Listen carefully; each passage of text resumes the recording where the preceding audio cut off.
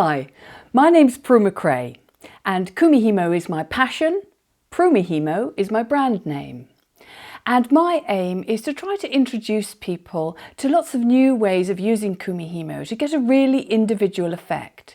So in this video, I'm going to show you how you can branch out a bit by using a different product. Now, one of the problems with all sorts of jewellery making is that we get a bit stuck with what is available in bead shops.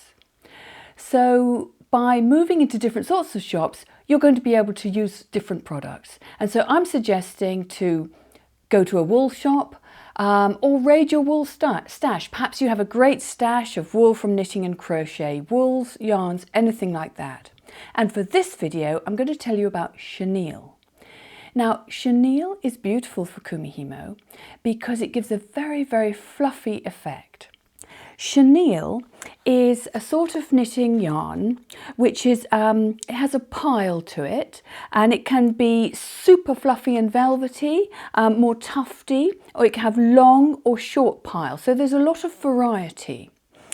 The one interesting thing I'd like to tell you actually is the name.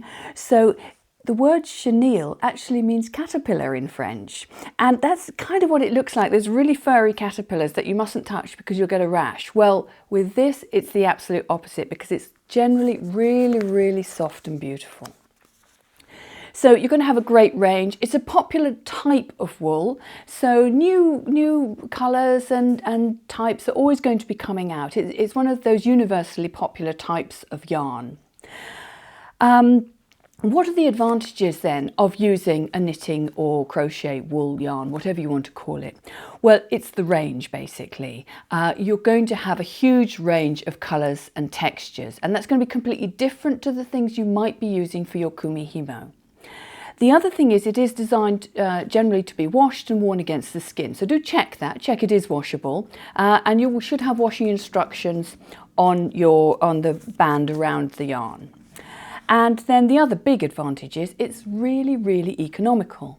So although an individual ball of yarn like this may seem pricey if you're buying lots of balls to make a jumper or something, a sweater, whatever, you don't need very much for Kumihimo. And something like this, you're probably going to have 70 to 100 meters in a single ball. So it really goes a long way. And what I've made here is I've made one here where we've got, super fluffy and you just want to touch it the whole time. It's so lovely and soft. And I've just made a very basic wire work pendant to go with it. And I think that gives you a really nice contrast between the wire and the super fluffy braid you've got there. I'm going to give you a close-up of all these in a moment. I'm just giving you the overall view of them now. And I also want to show on this one how, yes, you can use beads if you want to. There are certain braids that are going to be better for using beads than others. So that's the overview. Let's look at some close-ups now.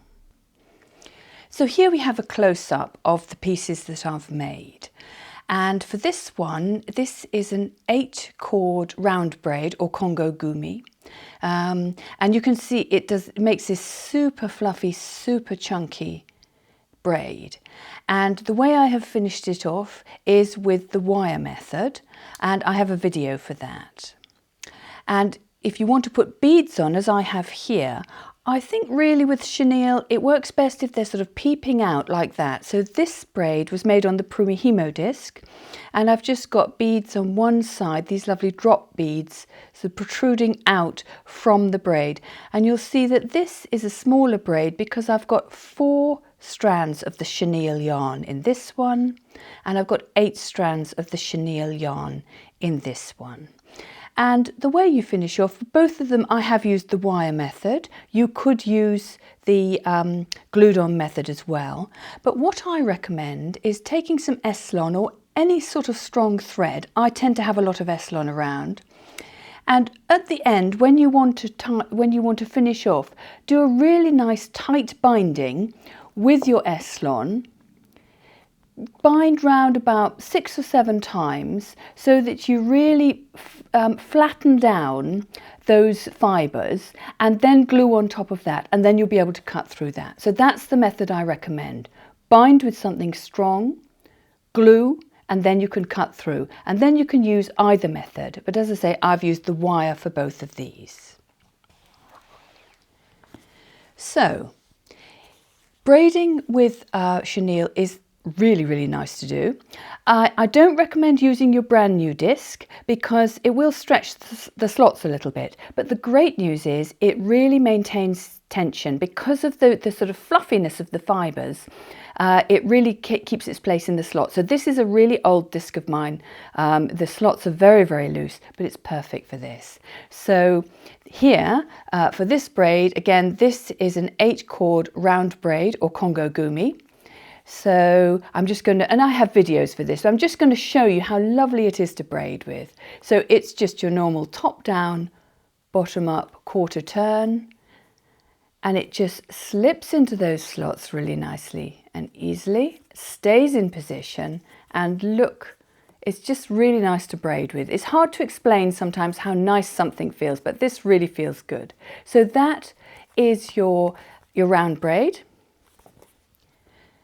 Now, if you wish to add beads, I recommend using the Prumihimo disc. So this is where I've got 4 strands of the chenille in the top and bottom slots at number 1 and at number 2. And then I've got my thinner cord, as usual, in 3 top and bottom, 4 top and bottom. And that's where you would have your beads if you want to. But it makes a very nice braid without beads as well, with a slightly firmer feel to it.